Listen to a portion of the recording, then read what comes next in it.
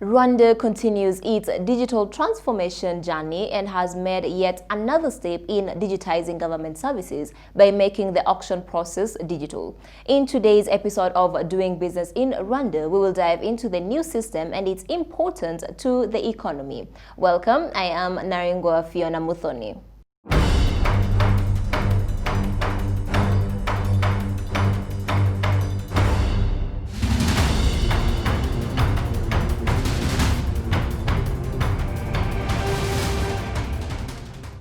Regardless of your geographical location, you can bid for a property here in Rwanda thanks to an electronic auctioning system that the country launched early last month with the primary aim to tackle corruption in the auctioning system. The auctioneers or receivers or professional bailiffs, they are going to be using the back of the system to upload different information about collaterals or assets that are going to be auctioned.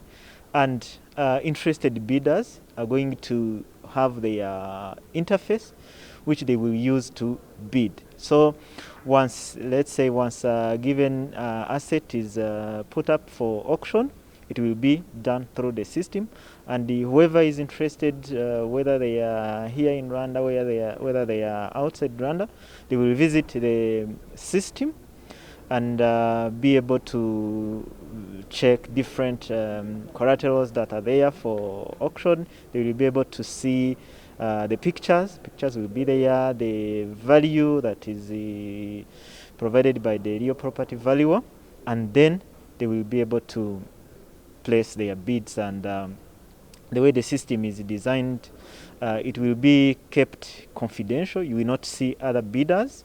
You will only see your own bid until the system reaches the stage where it will be open. And when the system will be open, that's when any bidder will see other bidders, and then they will be able to see whether they have won or if there is someone else who is a successful bidder. Well, but how problematic, you may wonder, was the old system? In fact, we think and believe that the physical contact of people, business dealers or official government, if third parties, is a source of corruption. When people are in physical contact, they can think of have intention to trigger or to go for this malpractice of corruption.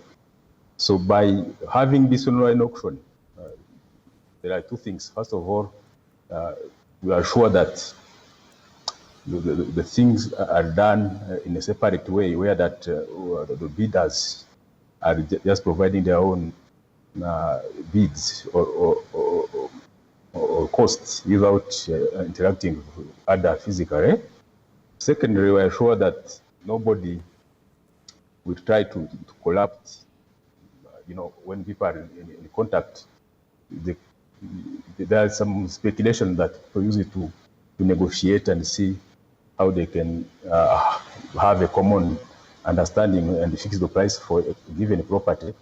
Those are speculation. But for us as the government, we try to put in place as a precaution measure a system that will avoid the people to be in physical contact, which will generate the source of corruption. People have been complaining that sometimes procedure were not followed, or the asset were not given a proper value according to the client. So those claims were too much, actually. And sometimes people would say that there has been some case of corruption or some misappropriation of the property for the clients. So the loss was very huge on the side of clients, because for the banks, what they do during the auction, their target is to get back their money they gave to the clients, without having much focus on what the client is getting after selling his property. I understand that after defaulting, the procedure has to be followed, but it has to be followed and give the proper value of assets given as a collateral.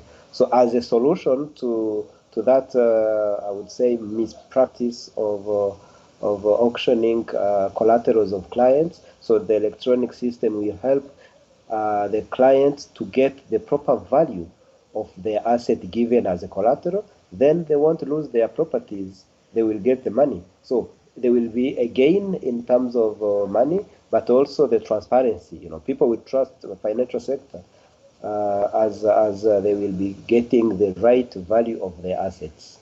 Another thing that is solving is the auctioning of assets is a market like any other market, because it brings together those who are buying and the person who is selling. So with the manual system, only those who could manage to go to the field were able to participate. So with the electronic system, the market is expanded, because anyone can bid from their offices, from wherever they are. So once the market is expanded, then there is a likelihood that even the prices are going to be higher than they used it to be. Cumbersome procedures in collateral auction inspired malpractices, and recent reforms of regulations saw them cut down. Digitizing the process is, according to players in the industry, an icing on the cake. Furthermore, with the COVID-19 pandemic requiring less human physical interaction, the system couldn't have been more timely. One of the greatest amendments to the regulations that has been put in place now is that the auctions have been reduced from 5 to 3, and in each one of those auctions, a property can actually sell, as long as certain thresholds are achieved, which means that the previous expectation by a few actors that they would wait out until the last auction because they know in the last auction is when it will sell. Today, a property can sell at the first auction. So you can expect that from the first auction, it is only real contenders who really want to buy a property that will be present. Yes. And will be making meaningful offers. Otherwise, they might actually lose out in the bids. The current situation that is now being implemented has actually come as a pleasant help in the COVID situation, because the mooting of the online bidding system is something that happened before COVID, because that was meant to address a particular problem. But it has also obviously then now come with a double benefit, that during this pandemic, where physical presence is expected to be limited, that online bidding for assets that are under foreclosure is possible. And I think that is what is the greatest benefit that we are now seeing. Rwanda has made significant strides in ease of doing business, currently ranking 2nd in Africa and 38th globally, according to the 2020 World Bank Doing Business report. The system is deemed critical to further enhance the business climate here in the country. If the financial sector use it properly, then the cost of recovery will go low, and then financial sector will be very much confident to give out loans, because they don't have any worry on the recovery. Even if the client will default, the recovery process will be much shorter than before. So definitely financial sector will attract many foreign investors. But even on the side of the clients, if a client have trust and confidence in the financial sector, so many people will request for loans. They won't worry much to lose their properties in a very fraudulent way. Even foreign investors will come and invest in the country and then rely on getting local financing. It's also another element in the process of attracting foreign investors. Of course, the whole framework facilitate the investment and then easy facilitate the doing business in the country. It's another milestone in terms of ease of doing business, because it is going to reduce the cost in terms of processes. If as we've learned from other systems, when things went online, went digital, costs were considerably reduced. So that is an important step. it is also going to contribute in terms of enforcing contracts, enforcing judgments, which is another aspect that is looked at in terms of doing business. If you have a contract that you cannot easily enforce because of the manual processes that you can only enforce within a long period of time with the higher cost, then it is definitely not favoring you. But once you have a system that is friendly, a system that reduces the cost, the time, streamlines the process, then the doing business environment is improved. The system is part of Rwanda Integrated Electronic Case Management System, which was launched in 2016 to streamline the judicial process. To increase efficiency in the justice chain, more digital solutions are in the pipeline. We put in place systems to innovate or to enhance our service delivery to our citizens. Then, among others, the corruption practice can be captured along the way.